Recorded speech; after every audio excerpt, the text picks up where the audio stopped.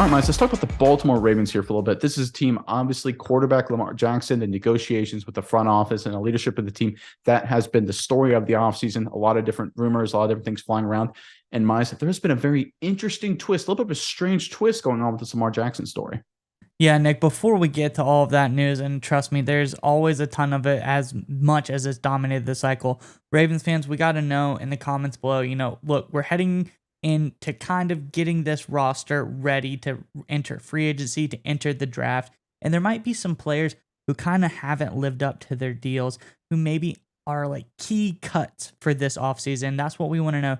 Who do you think is getting cut from this roster? Where do they trim the fat to try to add new talent to this roster? We'd love to hear from you in the comments below. But Nick, what do you got on Ravens and Lamar Jackson?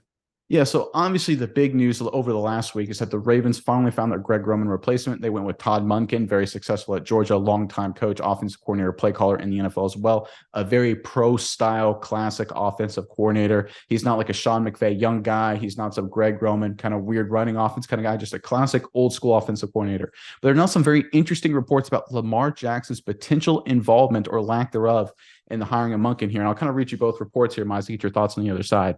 CBS NFL insider Jonathan Jones reported that the Ravens did not fully integrate Jackson into the hiring process as they sought a new offensive coordinator. Jones tweeted, quote, "Per sources, it's my understanding that the Ravens did not fully integrate Lamar Jackson into the hiring process. However, Ravens insider Jeff Zierbeck over at The Athletic appeared to refute the report. Zierbeck said the Ravens offered Jackson, quote, multiple opportunities to provide input and to be involved in the hiring process." All right, Miles, to me, this is kind of strange, right? You got two insiders, two beat reporters going at it from completely different sides. Does anyone know what the heck's going on with Jackson right now? What's going on with the Ravens, and how should we take all the stuff that's coming out right now? Yeah, Nick, there's clearly one person who knows, and that's Lamar Jackson. That's That's just the Lamar. only person who knows what's going on.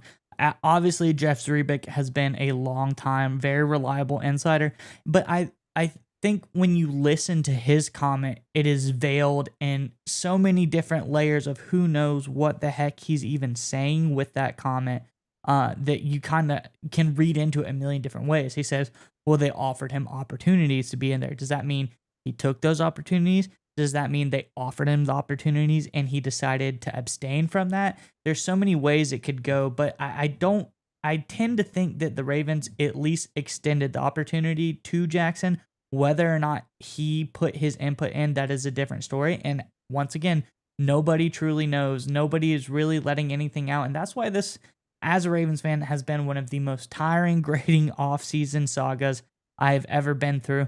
Whether or not we can't really move on in any direction until they get, whether they tag and trade Jackson, whether they sign him to a new deal. I'm fine either way. It's just this is going back and forth. You have one person say, hey, what about this? And another person says, well, that's not true, because nobody really knows what's going on, Nick.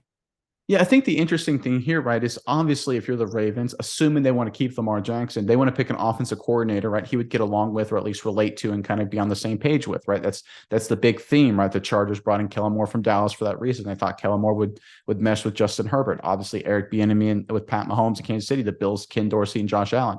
But it seems kind of weird to me that they wouldn't involve Lamar Jackson. But at the same time, if you really involve Lamar Jackson, then Jackson gets all kind of leverage, right, in the negotiations. Say, well, you hired my guy as an offensive coordinator, you picked my recommendation, so give me all the money. You built a team around me again. So it's one of those weird deals where it's like, it feels like one of those awkward like Shark Tank deals where neither side wants to agree on anything. They're both kind of not really sure what they should do.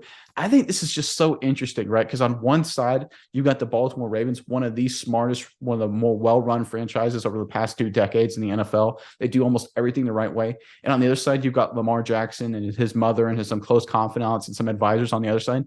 And they're both just going at each other with some like long, hardcore negotiations, some back and forth here, both giving a little, both taking a little, playing it very coy, very close to the chest. This, to me, Mize, is the most interesting contract negotiation I have ever seen. And I think there's a few more twists and turns yet to be had here. I know you're a Ravens fan. I know you're probably done with it, but I'm pretty excited. I think there's going to be a few more wrenches thrown in the loop before it's all said and done.